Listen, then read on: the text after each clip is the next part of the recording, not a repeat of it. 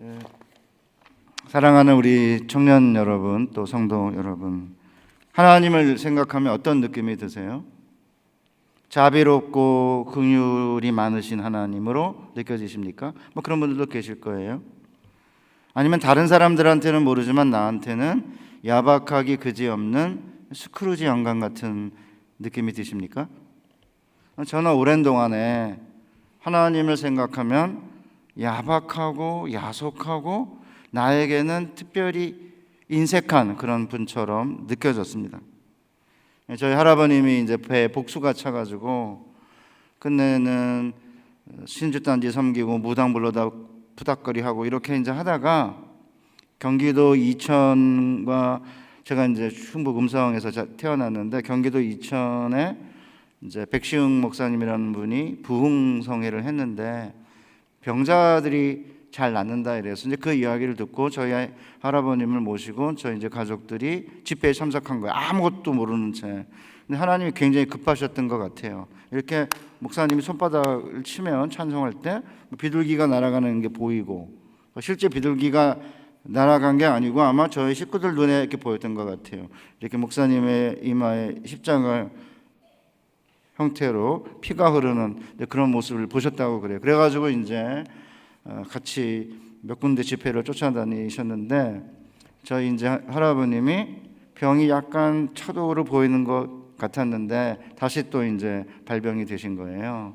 그러면 이제 푸닥거리를 하면 좀 좋아질 텐데 저희 할아버님이 내 평생 신주단지 모시고 귀신 섬겼는데 더 이상 크지 못하겠다 그래가지고 다 신주단지 버리고 이제 하나님만 믿겠다 이렇게 선언을 하신 거죠. 그리고는 이제 오래 못 사시고 이제 소천하셨어요. 그때가 이제 저희 집안이 예수를 믿기 시작을 한 건데 그리고 나서는 이제 아버님이 서울로 이렇게 상경을 해가지고 어제 제가 말씀을 드린 대로 신실하지 못하셨기 때문에 성품상 엄청나게 가정이 어려움을 겪었습니다. 중학교 3학년 때는 너무나 경제적으로 어려워서 이제 학교를 다니지 못하고 휴학을 했고 그리고는 이제 우리 이제 목사님이 너는 왜 그렇게 맨날 복학할 생각만 하느냐 어머님을 도와가지고 좀 일을 해라 이렇게 화를 내시더라고요 저한테. 그래서 이제 마대 공장을 다녔어요. 긴 막대기에 이렇게 천이 붙어 있어서 이렇게 바닥을 물로 씻어내는 그런 도구 아니에요. 마대 공장을 2달 다녔는데 마대 공장이 망했습니다. 저 쳐다보지 마시고 저 때문에 망한 게 아니고 그냥 망했어요.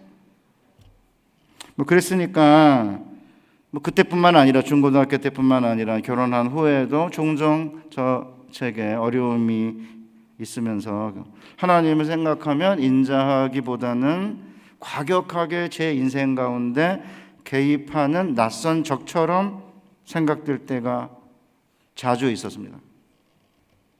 그러다가 야복강에서 하나님과 씨름하는 야곱의 이야기를 깊게 이해하게 되면서 왜 하나님이 낯선 적처럼 자기 백성을 공격하는지 그 이유를 비로소 깨닫게 되었습니다.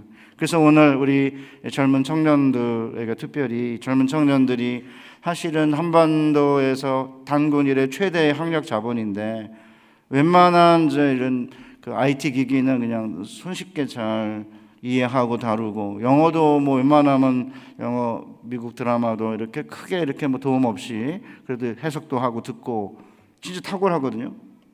저희 신학교에도 30대 전도사님들 보면 저희와는 비교가 안 될 정도로 굉장히 다양한 은사들을 가지고 있고 순식간에 뭐 이렇게 만들어내기도 잘하고요. PPT도 잘 만들고 뭐 동영상도 잘하고 대단한데 뭐냐면 어제 말씀을 드린 대로 이 사회의 어떤 그 유동성이 이제 사라지기 시작을 하고 또 빈부차가 커지고 뭐 이러면서 이제 힘든 그런 상황에 우리 청년들이 처하게 되면서 과연 하나님이 나의 자상한 인정하신 아버지인가 뭐 이런 의문이 생기고 그뿐만이 아니라 왜 내가 하는 일은 잘 되지 않을까? 왜 내 인생은 이렇게 과격하게 하나님이 개입하셔서 낯선 적처럼 느껴지나 이제 그런 느낌이 드실 것 같아요. 그래서 이제 오늘 우리 아침에 왜 하나님은 자기 백성의 삶에 낯선 적처럼 개입하여 밤새 씨름을 거시는 분인지 함께 살펴보면서 하나님께서 우리의 삶 가운데 시름을 거시며 다가오실 때 그때가 밤이거든요. 그 밤에 누군지도 모르는 낯선 적과 씨름하면서 우리의 삶이 야곱처럼 이름도 바뀌고 하나님을 대면하여 보는 그런 축복을 이해하는 시간 되시기를 바랍니다. 이 본문은 사실은 굉장히 난해하기 때문에 몇 가지 이해하기 어려운 대목이 있거든요. 첫째는 하나님 왜 야곱을 먼저 공격하죠? 낮에 천사의 모습으로 나타날 수도 있고 아브라함처럼 이렇게 세 명이 나타나가지고 이렇게 대화도 하거든요. 아니면 베델에서처럼 꿈으로 나타날 수도 있는데 왜 갑자기 돌변해가지고 한밤중에 낯선 적처럼 공격하는 걸까? 두 번째, 하나님이 야곱을 공격을 하셨다면은 처음부터 하나님이 공격했다 이러면 되는데 아니에요. 한 사람이 야곱을 공격했다고 돼 있거든요. 밤에, 한밤중에, 캄캄한 밤중에 낯선 적이 하나님이라고 성경 기자가 이야기하지 않아요. 그냥 처음엔 낯선 적이라고, 낯선 사람인데 나중에 야곱이 내가 하나님을 대면하여 보았지만 살아남았다는 거 보니까 한 사람이 하나님이 되거든요. 그 다음에 밤새 이제 씨름을 했는데 하나님이 야곱을 이기지 못했어요. 아니, 신이 어떻게 인간에게 지죠?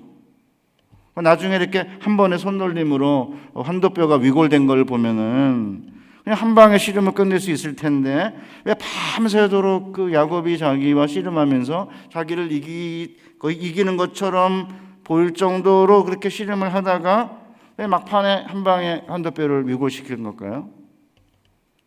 그 다음에 이제 밤에 그 야곱이 이렇게 붙잡고 있으니까 날이 새려 하니까 뭐라고 그래요? 자기가 날이 새려고 그러니까 나를 놔줘라 이러거든요. 아니 도대체 왜 하나님이 날이 새는데 놔주라고 그래요? 그러니까 어떤 이상한 인간들은 여기는 하나님이 아니고 귀신인데 야행성 귀신이다. 그래가지고 야행성 귀신이 햇볕이 이제 비추면은 안 되니까 가려고 그랬다 이렇게 해석하는 사람도 있고요. 어떤 이제 인간들은 유대인들은 뭐라고 그러냐면 천사래요. 무슨 천사냐면 성가대 천사. 그래서 새벽에 하나님이 하나님께 예배드릴 때 성가대 천사이기 때문에 성가대에 참석을 해야 되기 때문에 지금 날이 밝으니까 나를 놔줘라 뭐 이랬다는 거예요. 마지막에는 한도뼈가 이렇게 위골된 다음에 이제 야곱이 졌어요. 그러니까 이제 하나님 붙잡고 축복해달라고 그러잖아요. 그러니까 하나님이 네 이름 뭐냐? 야곱이지. 붙잡다 이런 뜻인데 내가 이름을 이스라엘이라고 바꿔주겠다. 그러면서 네가 하나님과 사람과 더불어 겨루어 이겼다 라고 하신 거죠. 그럼 도대체 그렇게 이름을 바꿔주신 이유는 뭐고 하나님의 얼굴을 보고 살 자가 없는데 야곱이 하나님의 얼굴을 보고 살았다는 것은 도대체 무슨 뜻인지를 이해하게 되면 우리의 삶 속에 과격하게 개입하시는 하나님을 이해하게 되고 그때 비로소 우리는 하나님의 얼굴을 보고 이름이 바뀌는 거예요. 오늘날 한국교회가 약해진 가장 중요한 이유가 뭔지 아십니까? 하나님과 씨름해 본 적이 없는 거죠. 제가 나중에 이제 설명을 하겠지만 씨름하려면 이렇게 이제 붙잡고 있어야 되잖아요. 가까워져야 되는 거예요, 이렇게. 제가 이제 우연히 며칠 전에 주짓수라고 하는 그런 운동 경기가 있대요. 뭐 씨름보다 훨씬 종합격 투기보다 훨씬 뭐 이렇게 과격하다 그러는데 하여튼 온몸을 붙잡고 모든 걸 쓰면서 이렇게 싸우는 경기인데 온몸을 밀착하면 싸우는데요. 근데 싸우려면 밀착할 수밖에 없다는 거죠. 밀착해야만 싸움이 가능하고 싸움을 해봐야 심지어는 이렇게 막 끌어안고 일어나지 못하게 누르고 그러니까 상대방의 심장을 느끼게 된대 이렇게. 그래서 이제 자매님들 경우에는 그런 접촉이 싫으니까 그거 안 하겠다고 그런다고 그러거든요. 그런 경기래요. 그러니까 이제 우리가 싸우면 멀리서 이렇게 떨어져가지고 손이 안 닿는데 싸우지 않잖아요. 최소한 얼굴을 이렇게 때릴 수 있는 공간이거나 이렇게 여자분들은 막 머리끄댕이 잡고 막 그냥 막 난리를 치면 싸우잖아요. 그러면 온몸이 이렇게 부딪히면서 이게 씨름하고 싸우는데 그때 이제 상대방의 심장을 느끼고 상대방의 고동을 느끼고 상대방의 체온을 느낀다는 거죠. 하나님과 씨름을 해봐야 하나님의 체온을 하나님의 숨결을 하나님의 심장을 이렇게 느낄 수 있는 건데 옛날에 이제 우리 조상들은 그런 걸 했던 것 같아요. 씨름을 하나님과 이제 가난했으니까 먹을 게 없었으니까 뭐 앞이 캄캄하니까 이런데 이제 요새 청년들은 먹고 사는 문제는 부모님 때문에 어느 정도는 해결된 것 같고 그저 좀 상대적인 박탈감 때문에 그것을 극복해 볼까 뭐 이런 생각을 하고 있는 데다가 사실은 절박한 그런 삶의 필요에서부터 하나님과 씨름해서 하나님을 대면하는 이런 이제 경험들이 아무래도 이렇게 줄어지다 보니까 하나님이 누구인지를 이해하기가 어려운 게 되고 결국은 이제 하나님을 대면하여 본 적이 없으니까 하나님과 씨름해 본 적이 없으니까 끝내는 하나님에 대한 사랑이나 하나님을 믿는 신뢰나 이런 게 약해진 것 같아요. 그래서 오늘 이 아침 마지막 특세 주에 날에 우리 청년들이 옛날 우리의 조상들의 이천성 목사님이 사실은 부흥의 일을 하고 기도를 강조하셨던 목사님 아닙니까? 이 교회도 마찬가지고 왜 밤새도록 산에 올라가서 잠도 안 자고 철야 기도하고 심야 기도하고 산기도 하고 한 이유가 뭔지 함께 살펴보도록 하겠습니다. 우선 첫 번째는 하나님 왜 야곱을 공격했을까? 첫 번째 우리가 봐야 될 건 뭐냐면 이 싸움이 장난이 아니에요. 그냥 장난삼아 던진 게임이 아니고요. 성경 기자가 한밤중에 야곱 한 사람이 야곱과 씨름했다고 했는데 씨름하다는 동사는 이게 아바크라고 하는 히브리어인데요. 이게 먼지라고 하는 아바크에서 나온 거예요. 아바크 이건 좀 짧은 이제 모음이 짧은 거고 뒤에가 동사예요. 명사가 뭐예요? 먼지요. 그 뭐죠 그러면? 먼지를 뒤집어 쓰다이죠. 그냥 이렇게 멀리 서가지고 이렇게 주먹질하는 정도가 아니라 아마 씨름, 글쎄 레슬링이나 아마 씨름이나 주짓수 같은 거였을 가능성이 있는데, 그러니까 하나님이 야곱과 온몸의 먼지를 뒤집어 쓰면서 치열하게 다투고 씨름했다는 거죠. 야곱과 먼지를 뒤집어 쓰면서 씨름한 사람이 하나님이다? 나중에 30절에 보면 내가 하나님의 얼굴을 보았다 그러면서 그것 이름을 브니엘, 하나님의 얼굴이라 이름을 붙이거든요. 그러니까 이제 하나님과 대면하여 보았으나 내 생명이 보존되었다라고 한 걸 보면은 야곱이 생명의 위험을 느낄 정도로까지 심각하게 공격했던 것 같아요. 우리 사랑하는 성도 여러분, 우리 청년 여러분, 어떤 때는 정말 하나님이 단순히 이렇게 우리를 뭐 이렇게 찌적대시고 이렇게 뭐 약간 힘들게 하시는 정도가 아니라 내 생명의 위협까지 느낄 정도로 과격하게 개입하는 건 아닌가? 혹시 그런 느낌 드시지 않아요? 그래서 아마 상당수의 젊은이들이 목숨을 끊고 그러는 것 같아요. 그러니까 우리 하나님은 그냥 멀리 하늘 위에서 이런저런 천사들을 동원해가지고 명령하시고 세상을 운영하시는 분이 아니라 우리의 삶 속에 과격하게 개입하여 우리와 씨름을 하시는 분인 거죠. 그럼 도대체 이 한밤중에 낯선 적과 야곱이 씨름하면서 무슨 생각을 했을까? 야곱이 둘이 무슨 이야기를 나눴을까? 아무런 설명이 없어서 무슨 대화를 나누는지 아니면 야곱이 무슨 생각을 하며 씨름했는지는 알 수가 없습니다. 어떤 분들은 거기다가 뭔가 참 뭐 대화를 했을 거다 뭐 이러는데 이 밤이거든요. 그러니까 옛날에 전기가 없을 때 여러분 깜깜한 한밤중은 아무것도 안 보입니다. 그러니까 지금 혼자 이제 야복강 나루를 이제 자기 식구들 다 보는데 혼자 이렇게 남아있는데 누군가가 공격을 했어요. 캄캄한 밤에. 그럼 이게 에서가 보낸 자객인지 아니면 누군지 전혀 모르는 상태에서 지금 싸움을 벌이고 있는 거죠. 그러니까 하나님이 자기가 누구인지 알리지 않고 우리의 삶에 개입을 해요. 차라리 그냥 야, 내가 하나님이다, 내가 너 공격을 하겠다 이러면 하나님이 나를 공격하고는구나 이렇게 생각할 텐데 그게 아니고 어떤 때는 질병으로, 어떤 때는 실직으로, 어떤 때는 대학 입시의 어떤 패배로, 어떤 때는 그 사업의 어떤 어려움으로, 직장에서의 어떤 고통으로, 심지어는 자녀들을 질병으로 잃어버리고, 하여튼 우리의 삶 속에 생기는 수많은 일들이 캄캄한 한밤중에 자기가 누군지도 알리지 않고 낯선 적처럼 한밤중에 공격하는 모습으로 하나님이 우리의 삶에 개입하시니까 이 캄캄한 한밤중은 안 보이는 거예요. 뭔지, 적이 누군지, 싸움의 성격이 뭔지 모른 채 이제 붙들고 씨름을 하고 있는 거죠. 이렇게 하나님이 개입하면 한밤중에 적처럼 느껴집니다. 이상한 게 아닙니다. 그럼 이렇게 한밤중에 낯선 적처럼 하나님을 공격할 때 어떤 반응 보이세요? 죽을 힘을 다해 씨름하십니까? 아니면 포기하고 맙니까? 정말 흥미로운 건요, 야곱이 하나님을 거의 다 이기고 있었어요. 자기가 야곱을 이기지 못함을 보고. 진짜 대단하지 않아요? 밤새 씨름을 하면서 먼지를 뒤집어 쓰고 씨름하는 가운데 하나님을 거의 이기고 있습니다. 저는 여기서 우리가 야곱을 본받아야 된다고 생각합니다. 하나님이 야곱을 이기지 못할 만큼 야곱은 씨름을 하고 있는 거거든요. 야곱이 하나님과 씨름만 한 게 아니라 사람과도 씨름을 했어요.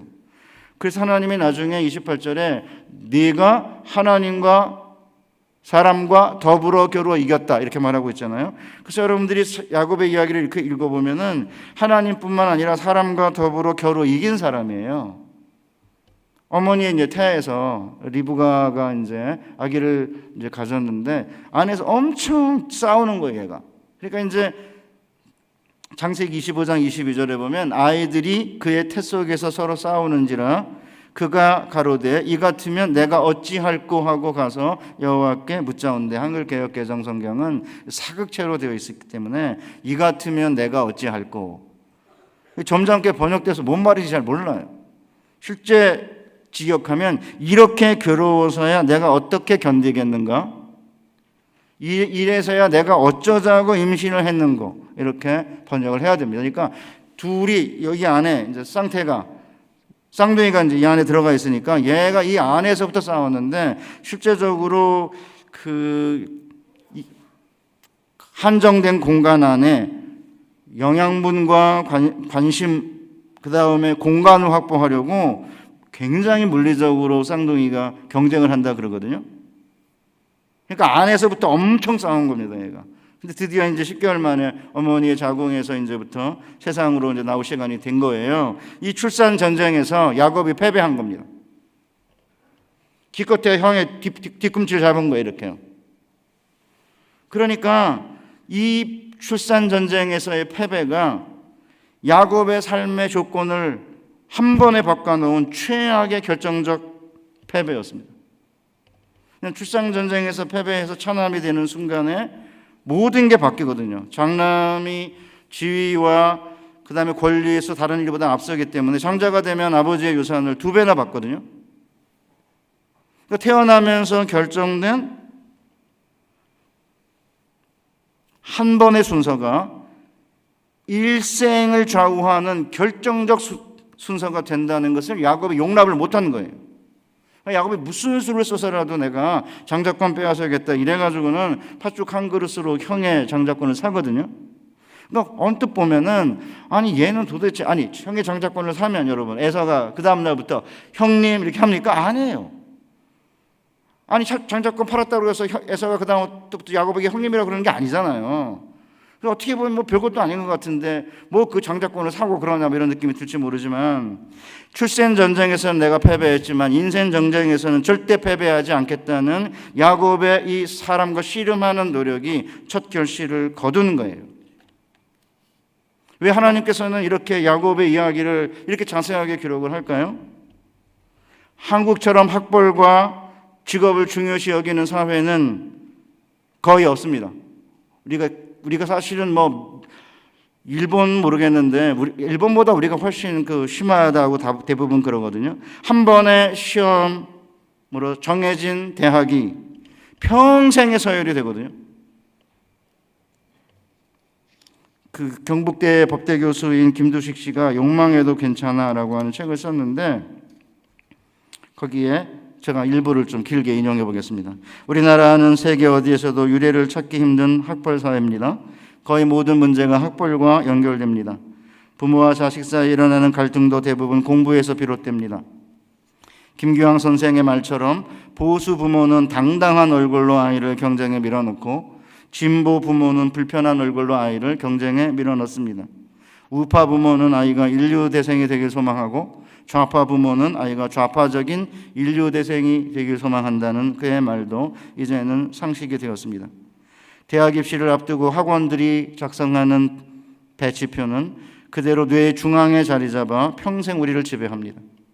뇌가 아니라 아예 혈액 속에 자리 잡아 핏줄을 타고 이어 내려가는 것처럼 느껴질 때도 있습니다.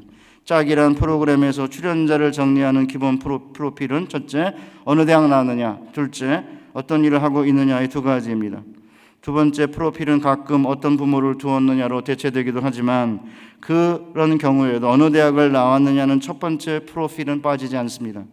남자 1호, 여자 2호라는 방식으로 이름을 빼앗고 번호를 부여하면서도 학벌만은 생략하지 못하는 것입니다. 새로운 유학생이 오면 한인교회나 한인 학생회가 도와줍니다. 공항에 나가 유학생을 태우고 숙소로 향할 때 선배 유학생이 가장 먼저 묻고 싶은 것이 무엇일까요? 출신 대학입니다. 체면 차리고 망설이다 그걸 묻지 못하면 이후 몇 달 동안 만나고 사귀어도 도무지 그의 정체를 파악하지 못했다는 찝찝한 느낌이 듭니다. 그러다가 어느 날 바람결에 그의 출신 대학을 듣게 되죠. 그 순간 머리가 환하게 밝아오면서 눈앞에 마법처럼 대학 입시 배치표가 쫙 펼쳐집니다. 그러면서 내가 내려다봐야 하는 사람인지 올려다봐야 하는 사람인지가 때로는 통쾌하게 때로는 아프게 정리됩니다. 한 번의 시험으로 결정되는 대학 입학에 따라 한 사람의 가치와 값을 결정하고 그리고 평생 그 순서에 따라 살도록 강요하죠. 이런 한반도 사회가 옛날과 다른 게 아니에요. 똑같아요. 옛날도 사실은 장자는 영원히 장자인 거예요. 차남은 항상 차남인 거고, 한번 부자는 영원한 부자고, 가난한 사람은 영원히 가난한 사람, 한번 양반이면 영원한 양반이고, 상놈이면 영원히 상담인 거죠. 상놈인 거죠. 그러니까 이제 사회가 정해놓은 순서에 따라 살도록 강요를 받을 때 가만히 있으면 안 된다는 거예요. 이런 사람과 씨름해야죠. 이런 사람과 씨름하라는 말이 뭐 데모하고 짱돌 던지라 그 말이 아닙니다. 이를 악물고 하나님은 약한 자를 들어 강한 자를 부끄럽게 하시는 역전의 하나님이고, 하나님은 차남을 들어서 장남을 이기게 하시는 하나님이다 라는 사실을 믿고 사람들 가운데서 기죽지 않고 열심히 사는 것을 의미하는 거예요. 나를 통해 세상이 보게 되게 하시려는 아브라함의 비전을 가슴에 품고 세상의 논리와 세상의 방법에 도전하는 거 아닙니까? 겉으로 볼 때는 그렇기 때문에 야곱이 형의 장자권을 속여서 빼앗고 아버지에게서 형의 축복을, 장자의 축복을 속여서 빼앗았음에도 불구하고 하나님께서 에서를 축복하지 않고 야곱을 축복하시거든요. 형의 미움을 받아가지고 이제 바다나람으로 도망갈 때 베델에 이렇게 도착을 했는데 돌베개를 베고자 하는데 갑자기 하나님이 나타나셨어요. 하늘과 땅을 연결하는 사닥다리가 나타나면 천사들이 오르락내리락하고, 그 다음에 하나님이 야곱의 곁에 서서, 어떤 야곱 사닥다리 위에 섰다고 할 수도 있고요, 곁에 섰다고도 할 수 있는데 저는 곁에 섰다는 게 훨씬 더 좋아서 하나님이 아브라함의 곁에 섰다 이렇게 이제 제가 생각하는데, 영롱한 별이 빛나는 가운데 하나님이 야곱에게 주신 축복은요, 상상만 해도 가슴이 뛰는 축복입니다. 너 누운 땅을 내가 너와 너 자손에게 주리니 내 자손이 땅의 티끌같이 되어서 동서남북에 편만할지며 땅의 모든 족속이 너와 내 자손을 인하여 복을 얻으리라. 내 자손이 땅의 티끌같이 되어서 동서남북에 편만할지며 땅의 모든 족속이 너와 내 자손을 위하여 복을 얻으리라. 내가 너와 함께 있어 내가 어디로 가든지 너를 지키며 너를 이끌어 이 땅으로 돌아오게 할지라. 내가 내게 허락한 것을 다 이루기까지 너를 떠나지 아니하리라 하신지라. 아니, 왜 아무 잘못도 하지 않은 에서를 축복하지 않고 왜 거짓말하고 속이는 야곱을 택하셨을까요? 이미 어머니의 태 안에서 하나님은 장자인 에서가 아니라 차남인 야곱을 택하신 다음에 큰 자가 작은 자를 섬길 거라고 하시는 거죠. 항상 먼저 된 자가 먼저 되는 그런 세상이 아니라 나중된 자가 먼저 된 자가 되는 새로운 세상을 원하시기 때문에 하나님은 놀랍게도 차남을 택하신 거죠. 그러니까 야곱의 12명의 아들 가운데 하나님의 아브라함에게 주신 비전을 성취할 자로 루벤을 택하지 않으셨어요. 네 번째 탁월한 아들 유다를 택하지 않으셨습니다. 11번째 아들 택했습니다. 그뿐만이 아닙니다. 사무엘이 이새의 아들들의 가운데서 한 명을 이제 기름 부어 왕 삼으려고 했을 때 아버지가 7명을 불러 세웠어요. 근데 다 하나님이 아니라고 그러시니까 누가 남았냐 그러니까 8번째 말째가 남아있는데 걔는 들판에서 지금 양을 돌보고 있습니다. 그러니까 걔 데려와라 그래가지고 7명의 형들이 서서 기다리고 있잖아요. 사무엘도 기다리고 이새도 기다리고요. 8번째 말째 다윗을 왕 삼기 위해 하나님께서 아버지와 사무엘과 7 형들을 기다리게 하신 거예요. 그러니까 세상의 질서에 의하면 장자로 태어나면 장자예요. 장자로 태어났다는 이유 하나만으로 유산을 2배를 받고 아버지의 축복도 받는 거거든요. 노력하지 않아도 혜택을 누리는 이게 세상의 질서인데, 부자로 태어난 자는 부자가 되는 세상, 학벌이 좋은 부모 아래서 학벌이 좋은 자녀가 나오면서 이게 고착화되고 있으니까 그런 사회는 사람이 사는 세상이 아니에요. 제가 최근에 좋아하는 제 표현이 하나 있는데, 약속의 땅인가 아니면 자녀를 삼키는 땅인가. 정탐꾼들이 정탐한 가나안 땅은요, 우리가 두루 다니며 정탐한 땅은 그 거주민을 삼키는 땅이에요. 그러니까 열심히 공부시켜가 좋은 대학 보내고 명문 직장 보내고 명문 가문과 결혼시키고 이렇게 해가지고 사실은 약속의 땅에 들어온 것처럼 보였는데, 그 과정에서 세속교육에 올인하다가 끝내는 신앙교육을 등한히 한 많은 부모님들이 그 자녀들이 나중에 하나님이 누군지를 모르고 교회를 떠나게 되면서 그들이 도착한 땅은, 자녀들이 도착한 땅은 약속의 땅이 아니라 사람을 삼키는 땅, 자녀를 삼키는 땅, 죽은 자들의 땅이라는 것을 뒤늦게 느끼고 있는 겁니다. 이런 사회 속에서 하나님이 지금 뭐를 지금 우리에게 보여주고 계신 거예요? 이 세상 질서에 굴종하며 살면 안 된다는 거죠. 한 번의 출생 전쟁에서 패배하여 차남이 되어 장자권과 축복권을 받지 못하는 현실을 그대로 수용하지 않은 거예요. 그래서 언뜻 보면은 야곱이 속임수로 막 형의 장자권 사고 눈먼 아버지 속여가지고 축복권 빼앗는 게 이게 말도 안 되는 얘기고요. 이런 이야기는 현대 대부분의 이 스마트한 지성인들이 보면 비윤리적이고 비도덕적으로 보이지 않습니까? 그래서 이제 자꾸 야곱을 너무 많이 이렇게 평가절하하거든요. 그런 해석은 굉장히 피상적인 해석이에요. 왜냐하면 여러분 솔직하게 이런 정도로 형을 속이고 아버지를 속이고 하지 않으셨어요? 열심히 공부한 사람들 대부분 보면 저도 그렇지만 이기적이에요. 그러니까 사실은 이 세상을 운영해 가시는 하나님은 왜 도대체 태어나기 전부터 왜 첫째가 아니고 둘째를 선택을 하셨고, 이 둘째는 왜 또 거짓말도 하고 속이기도 하고, 근데 하나님은 왜 이 야곱에게 축복을 하실까? 우리의 하나님은 역전의 하나님이신 거거든요. 그러니까 이 세상은 태어나면 장자가 아무런 노력 없이도 모든 축복과 장자권을 누릴 수 있는 그런 세상인데, 그렇게 되면요, 여러분이 아시다시피 애굽에 보면 애굽에 바로가 있어요. 귀족들이 있습니다. 그 바로가 섬기는 신들은요, 수천 년, 수만 년이 지나도 변하지 않는 기존 질서를 옹호하는 신들이에요. 그러니까 히브리인들이 400년 동안 벽돌 만들면서 노예로 고통을 당하고 있는데 그들의 부르짖음에 귀를 못 기울여요. 그런데 우리의 하나님 여호와는 애굽에서 종되었던 이스라엘 백성들이 부르짖는 소리에 귀를 기울이시고 이 땅에 내려오셔서 그들과 함께 홍해 한가운데 길을 내시며 함께 걸어가신 분이시거든요. 그러니까 한나가 뭐라고 말합니까? 용사의 활은 꺾이고 넘어진 자는 힘으로 띠를 띠도다. 풍족하던 자들은 양식을 위하여 품을 팔고 줄이던 자들은 다시 줄이지 아니하도다. 전에 임신하지 못하던 자는 7을 낳았고 많은 자녀를 둔 자는 쇠약하도다.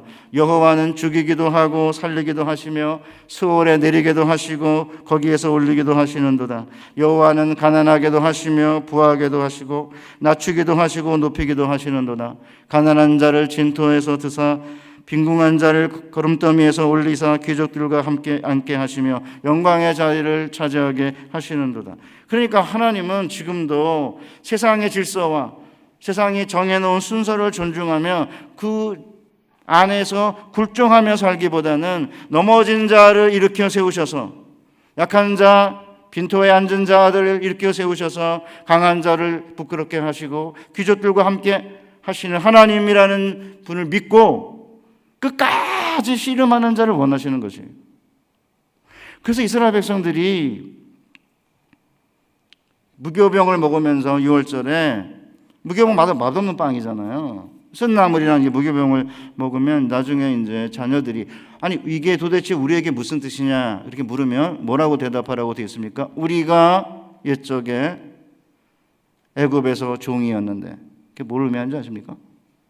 너희들이 앞으로 나아가 살 세상에서는 너희들을 무릎 꿇게 만들고 종들로 만들고 자유를 빼앗는 그런 세상이 올 줄도 모르는데, 그런 세상 속에서 절대 굴종하며 살지 말아라.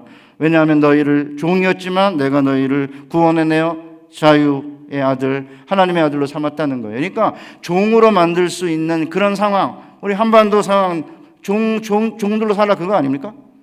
가난한 집안에 태어났고 머리도 별로 안 좋고 뭐 그러면 그 하나의 어떤 기준을 가지고 어느 대학을 나왔느냐가 진짜 제가 갈수록 더 느껴요. 학벌 사회가 옛날보다 훨씬 심각해졌습니다. 그렇게 해가지고는 사실은 이제 뭐 좋은 명문 대학도 들어가고 이제 직장 생활도 하고 이제 그렇게 됐는데, 옥수동에 제가 아는 목사님이 계셔서 한번 설교를 갔는데, 옥수동에 건물, 아파트 건물 엄청 좋은 게 많이 생겼습니다. 한 10년쯤 된 것 같아요. 저한테 여기 옥수동에 있는 그 큰 아파트에 30대 중반 40대 평균 직장이 뭔지 아십니까? 대기업의 대리입니다. 그런데 헌금을 하지 않습니다. 심각한 거죠. 저는 베이비 부모 세대가 굉장히 돈을 많이 벌어가지고 이 베이비 부모 세대가 이제 은퇴하기 시작하면서 이제 자녀들에게 유산을 주게 돼 있거든요. 근데 그 많은 하나님의 백성들이 만들어 놓은 유산이 하나님께 헌금하지 않는 자녀들에게 들어가게 되면 그 돈은 과연 어떻게 쓰일까? 전 그게 제일 가슴이 아파요. 끝내는 그 재물이 자녀를 삼키게 될 거라는 사실.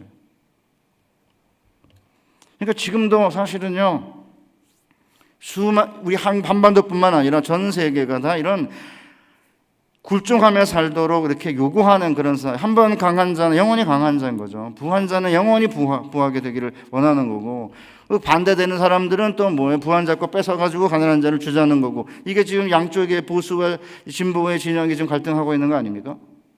근데 하나님은 그런 정치적인 보수와 진보를 떠나서서 하여튼 누구든지 누군지 모르지만 이렇게 한번 아무리 진보면 뭐해요? 정권을 잡은 다음에는 기득권으로 바뀌잖아요.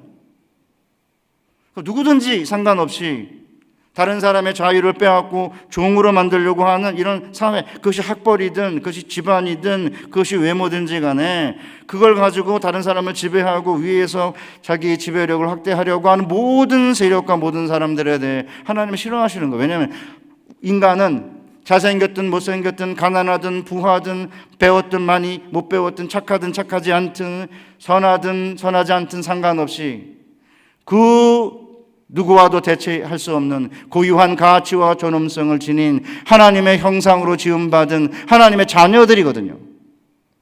그러니까 학벌이 좀 모자라도, 집안이 그렇게 좋지 않아도, 외모가 그렇게 탁월하지 않아도, 그렇게 무슨 직장이나 지위가 높지 않아도 하나님의 형상으로 지음받은 하나님의 자녀이기 때문에, 만약에 이 하나님의 자녀라고 하는 사실을 인정하지 않고 우리에게 굴종을 요구하고 굴복할 것을 요구하는 모든 사람들과 더불어 싸워 이겨야 하는 거죠. 그런 점에서 야곱은 진짜 대단한 인간인 거예요.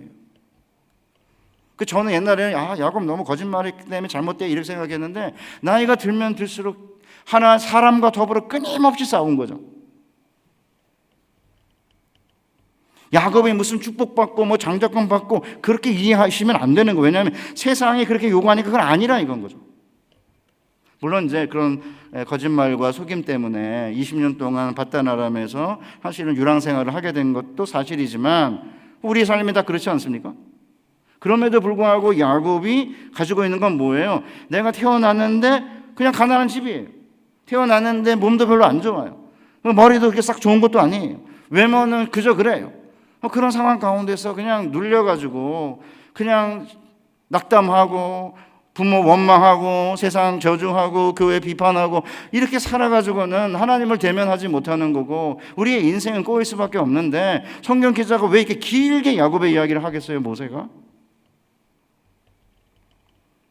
야곱이 이제 하나님을 거의 이길 뻔하니까 이제 갑자기 하나님 이제 환도뼈를 치셨어요. 우리 본문에 보면 그가 야곱의 허벅지 관절을 치매 야곱의 허벅지 관절이 그 사람과 씨름할 때 어긋났다라고 되어 있는데 허벅지 관절이 이제 어디냐면 이렇게 여러분 앉아 계신 데가 이제 그 골반이잖아요. 거기서 이제 허벅지 다리로 이렇게 연결되는 허벅지 다리가 제일 긴 뼈래요. 우리 허벅지 이렇게 연결되는데 히프 있는 데랑 거기에 이렇게 뭐 관절이 연결되는 뭐가 있나 봐. 이렇게 파인 데가 이제 거기를 치신 거죠. 그러니까 부러진 거는 아니고 약간 위골된 거라고 그래요. 그러니까 위골되면 이렇게 뼈가 이렇게 약간 삐뚤어지면은 걸을 수는 있는데 절면서 걷는 거고 힘을 못 쓴다고 그래요. 그러니까 좀 씨름을 하고 있는데 갑자기 이렇게 툭 거기 보면 쳤다는 말이 이렇게 세게 쳤다는 말이 아니라 건드렸다는 뜻인데요.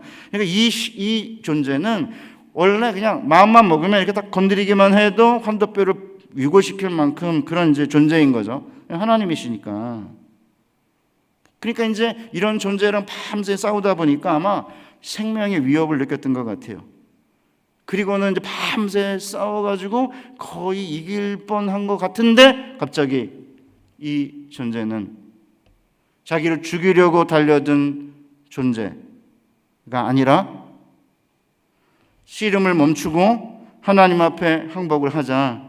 오히려 축복하시면서 내가 하나님과 더불어 사람과 더불어 싸워 이겼다라고 축복하세요.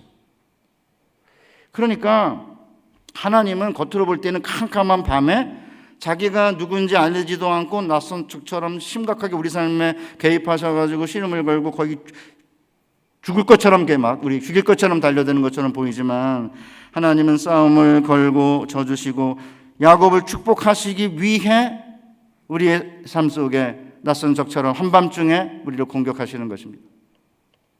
이걸 이해하지 못하면 하나님의 백성을 이해 못하는 거예요. 왜냐하면 여러분 야곱이 이스라엘의 이름으로 바뀌었는데 이 야곱의 족속들 아브라함의 후손들의 이름이 뭐예요? 이스라엘이에요. 그러니까 야곱이 이스라엘 됨은 야곱이 이 막대기 하나 지팡이 하나를 가지고 요단을 건넜지만 돌아올 때 2때나 이루고 그 다음에 아내가 4명이고 자녀 아들이 11명인 게 있는 게 아닙니다. 어마어마하게 부자가 됐지만 이스라엘의 이스라엘됨은 그런 데 있는 게 아니에요. 이스라엘의 이스라엘됨이 뭡니까? 하나님과 더불어 사람과 더불어 씨름하다가 이기고 끝내는 하나님 앞에서 이제 패배한 다음에 축복해달라고 그러자 하나님의 축복을 받고 하나님의 얼굴을 대면하고 이름이 바뀐 자예요. 그래서 저는 우리 한국교회의 수많은 젊은 그리스도인들이 왜 나는 그리스도인이냐 이렇게 누가 물을 때 한밤중에 적의 모습으로 달려와 밤새 씨름하고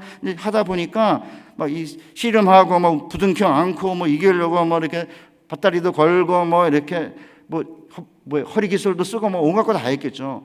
그러다 보니까 이제 희미하게 이렇게 해가 밝기 시작할 때 언뜻 봤더니 그의 얼굴은 나를 공격했던 한밤중에 낯선 적의 얼굴은 죽음의 얼굴이 아니라 죽음보다 무서운 사랑의 얼굴임을 깨닫게 된 것입니다.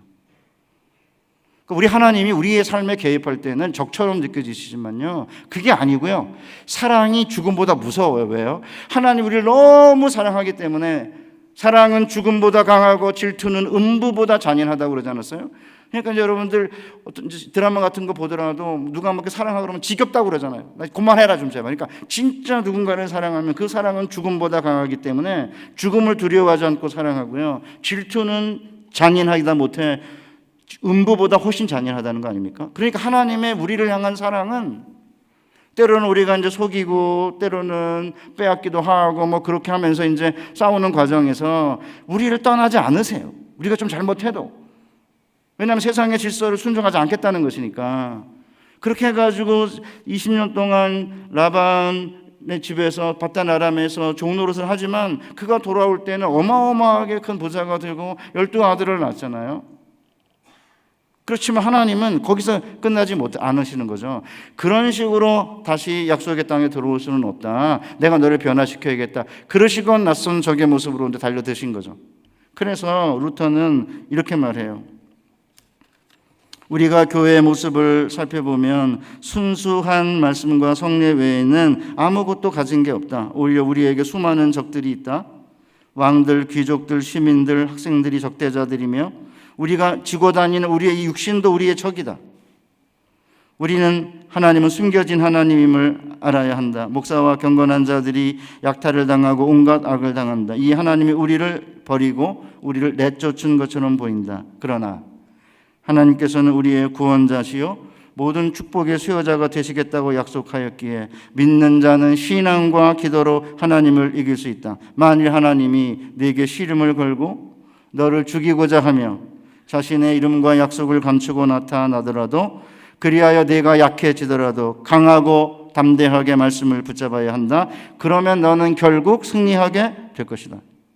그러니까 세상이 사탄과 그 다음에 귀신들과 마귀들이 세상의 적대자들이 세상의 지배를 하는 지배자들이 우리를 끊임없이 공격하거든요. 이럴 때 어떤 때 보면 루터가 얘기한 것처럼 하나님 우리를 내쫓으시고 하나님이 우리를 버리신 것처럼 이렇게 느껴질지 모르지만 그때 어떻게 해야 되느냐? 끝까지 하나님의 약속을 붙잡고 씨름해야 된다는 거예요. 의기소침하지 말고. 우리가 야곱의 이야기를 통해 봤으니까 야곱은 처음으로 이런 걸 경험했지만 우리가 야곱을 봤잖아요. 그러니까 한밤중에 적처럼 우리를 공격하시는 그 하나님을 느낄 때라도 약해지거나 아니면 포기하거나 하지 말고 강하고 담대하게 말씀을 붙잡고 끝내 승리하게 될 거라는 것을 야곱의 이야기를 통해 보여주신 거 아닙니까 우리에게? 제 이야기 잠깐 할게요. 1970년에 이제 무시험 전형 2년 차로 뺑뺑이 2회로 대문중학교를 다녔는데 한 달 보충 수업비가 1,000원이었어요. 1,000원을 안 낸다고 선생님 맨날 저 불러 이렇게 세워가지고 지천원 너는 왜 보충 수업비 안 내냐? 맨날 야단치시는 거예요. 그 보충 수업비 1,000원을 낼 돈이 없으니까 어머님이 이제 행상을 하셨는데 사실은 뭐 용돈 달라고 제가 할 수가 없어가지고 삥땅 쳤어요 저.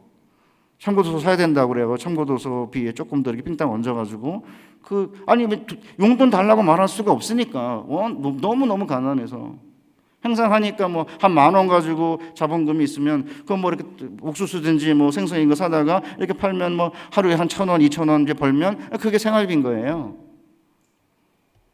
아마 자산이 10,000원이었던 것 같아요. 제가 보니까 10,000원인가 20,000원. 60년, 70년대 이제 초니까. 그래서 저도 삥땅 쳤습니다.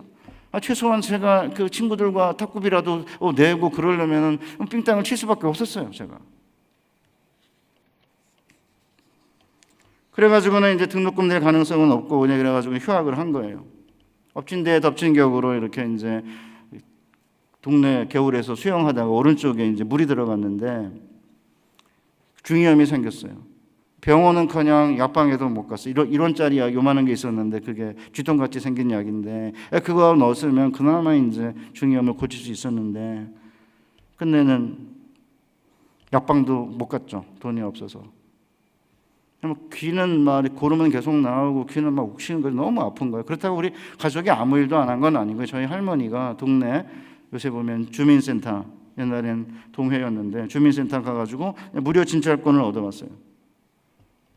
안 가려고 그랬죠. 적십자병원 옛날 독립문에 적십자병원이 있었는데 쪽팔리니까 나 가기 싫다 그랬더니 뭐 저희 이제 어르신 할머니들 하시는 수법 있잖아요. 막 이 가슴을 치면서 내가 너무 오래 살았어. 내가 죽어야 돼. 뭐 이렇게 하니까 아니 본인이 당신이 왜 죽어야 되는지 모르겠는데 뭐 내가 이렇게 얻어왔는데 왜 안 가냐 이거 아닙니까? 그래서 간 거예요. 그럼 사람들 다 이제 없어지면 그때서야 저를 불러요. 무료 진찰권이니까. 한 3번쯤 이제 진찰을 치료를 받았는데 의사 선생님이 갑자기 이 병은 통원 치료로 나을 병이 아니니까 다음부터 오지 마 이러더라고요. 얼마나 가난하면 무료 진찰권을 가지고 왔을까를 생각 못하는 의사 선생에게 저는 이 병이 얼마나 심하게 진행이 됐는지 내버려 두면 무슨 일이 생기는지 물어보지 못했습니다.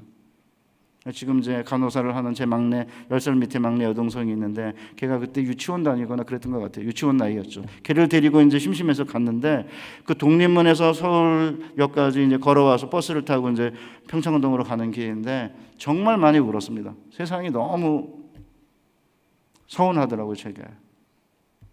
그때 만약에 의사가 이 병 빨리 가서 고쳐야 된다 이렇게 안 했으면 제 청력 상실하지 않았을 거예요. 그리고 의사들은 나쁜 사람들이라는 편견을 오랜 동안 갖고 살았죠. 그리고 나서는 이제 고등학교를 들어가고 대학에 들어가서 번역을 해갖고 돈이 생겨서 세브란스 병원에 갔더니 요 뒤에 귀 뒤에 이렇게 뼈가 있거든요.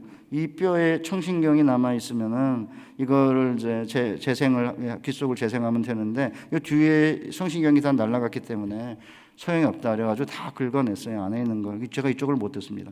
전혀. 이쪽에서 이렇게 말하면 이렇게 돌려야 돼요. 이렇게 돌려서 말해야 돼요. 그러니까 어떤 자매가 자기를 좋아한다고 자꾸 그러는 거예요. 돌려서 말하니까. 아닌데 제가 오른쪽 귀가 그래서 이렇게 돌려서 듣는 건데 마음에 드는 자매가 저를 좋다고 그래야지 저도 좋은데 제가 마음에 안 드는 자매가 자꾸 우리 전도사님 나한테 관심 있는 것 같다고 이래가지고 그 다음부터 내가 오른쪽이 못 들어서 이렇게 돌려서 이야기를 해도 오해하지 마라 그렇게 얘기를 한 거예요.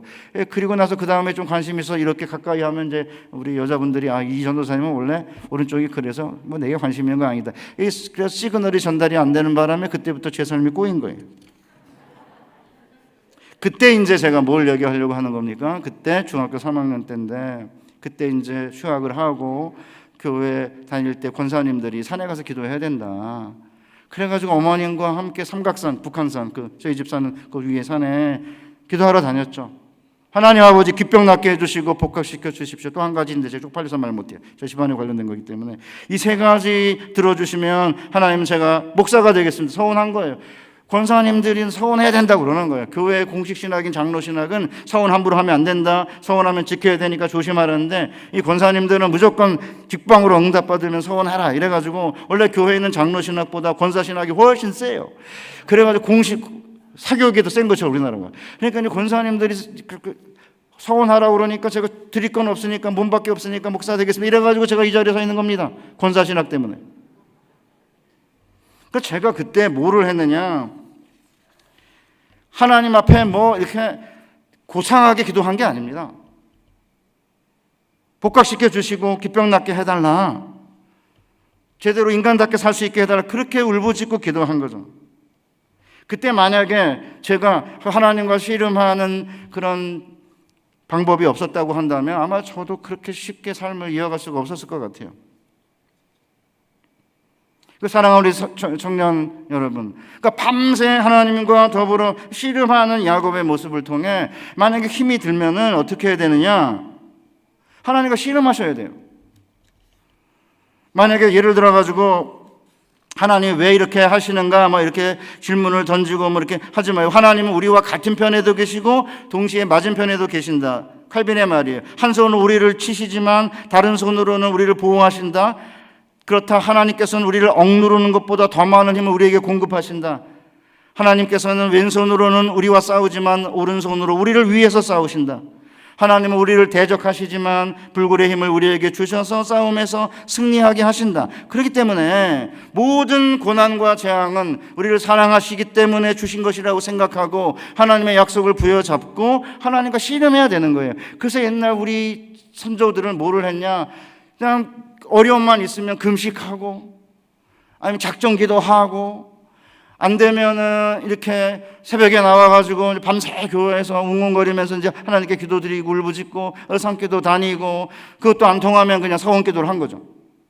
요새 서원기도 안 합니다. 대부분 서원은 뭐 조심해야 된다고 그런 건데 아니 서원기도 해야 됩니다. 이게 정해놓고 하나님 이렇게 해주시면 제가 이렇게 하겠습니다. 뭐 이렇게 이제 서원기도를 안 하면 어떻게 둘이 가까워지죠? 결혼도 똑같지 않습니까? 네가 이렇게 내가 이거 당신 사랑한다. 내가 당신과 결혼하면은 손에 물방울 한 방울 안 묻히게 해주겠다. 이게 서원이잖아요. 그렇게 합니까? 결혼하면 끝난 거지? 그렇지만 그렇게는 해야지. 내가 당신을 가장 행복한 여자로 만들어 주겠다. 뭐 물에 손 한 방울 안 묻히게 하겠다. 뭐 그런 이야기를 들어야 근데 이 인간 믿어볼까 이런 느낌이 드는 건데 아무 말도 안 해요. 요새 젊은 청년들 그런 말 안 해요. 왜 안 하는지 모르겠어요. 서원도 안 하고 서약도 안 하고 맹세도 안 하고 남자들이 이렇게 약간 비겁해져가지고 그러니까 뭐 여자들이 이렇게 마음을 주거나 인생을 드릴 수가 없는 거잖아요. 그러니까 인간관계도 마찬가지인 거죠. 자매들이 뭐라고 그래요? 오빠한테 내가 오빠 지켜줄게. 뭘 지켜줘요? 자기도 못 지키는데 몸이 약해가지고. 그럼 내가 오빠 지켜줄게 이러잖아요, 사랑하면. 그럼 오빠들이 그거 듣고 네가 네 몸으로 뭘 지키냐 그렇게 안 하잖아요. 이쁘죠?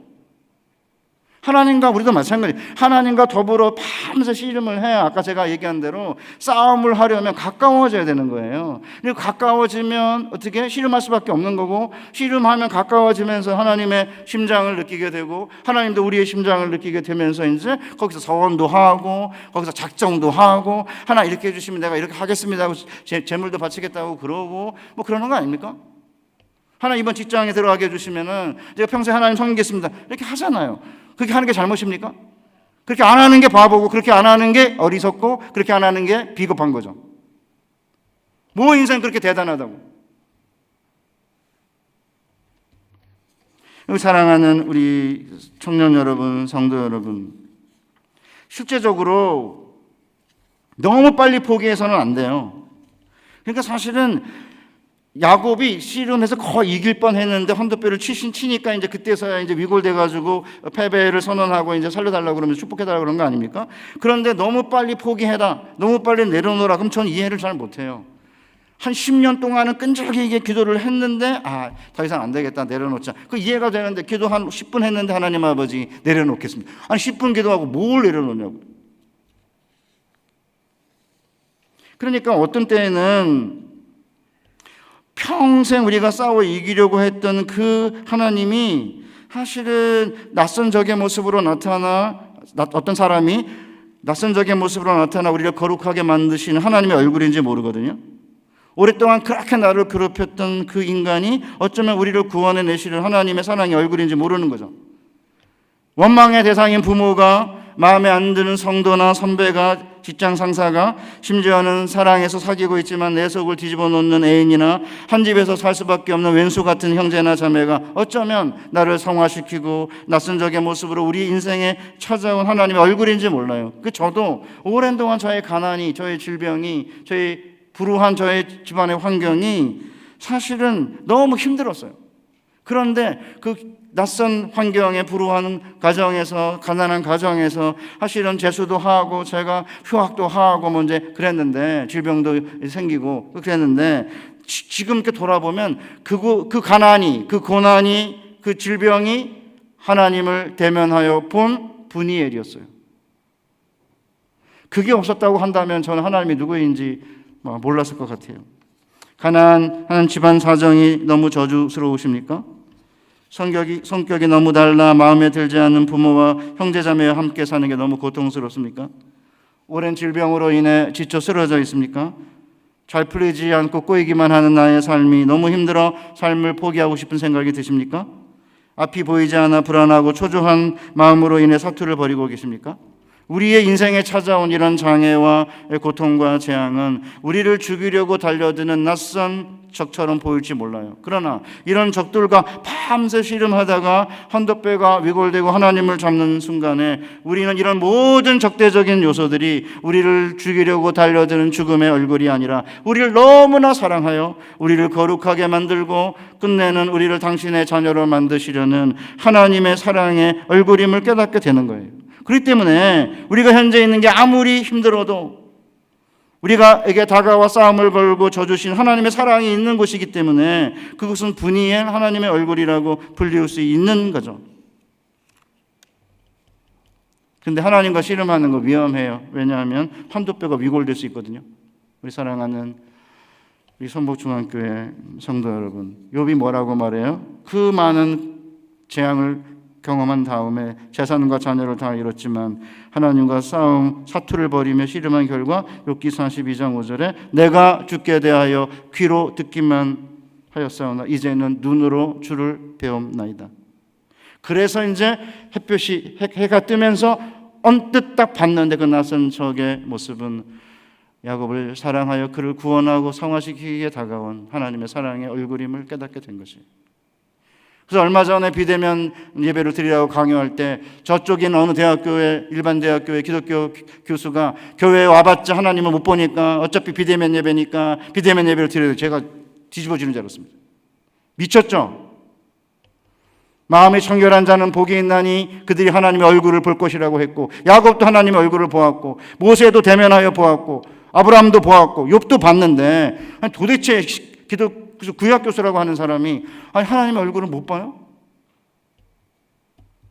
우리 사랑하는 성도 여러분, 특히 청년 여러분, 제 이야기 잘 들으시고 본문에 이미 있잖아요. 그러니까 시간을 정해놓고 새벽 기도를 하든지 내 1년 동안 새벽 기도를 하겠다 할 수 있으면 가능한 한, 아니면 저녁에 끝나고 직장 끝나고 오든지 학교 끝나고 오든지, 아니면 중간에 시간을 정해놓고 직장 근처에 뭐 교회를 가든지 아니면 골방을 택하든지 해놓고 작정해서 기도를 하고, 그 다음에 필요하면은 사실은 금식도 하고, 때로는 교회에 나와가지고 이제 찬야도 하고, 교회에서 정해놓은 예배 기도식 기간이 있으니까 그게 안 되면 개인적으로 서원도 하고, 이렇게 하나님과 더불어 끊임없이 씨름하는 가운데 하나님하고 부둥켜 안고 씨름을 하는 밤이 지나가게 되면 우리 역시 하나님의 얼굴을 대면하여 보게 될 거고, 이름을 이스라엘이라 하나님께서 우리에게 불러주시게 될 거고, 그렇게 하나님을 보고 나면 그 다음에 두려운 게 없는 거죠. 그래서 에서를 만날 때 내가 형님의 얼굴을 배우니 하나님의 얼굴을 뵌 것 같다.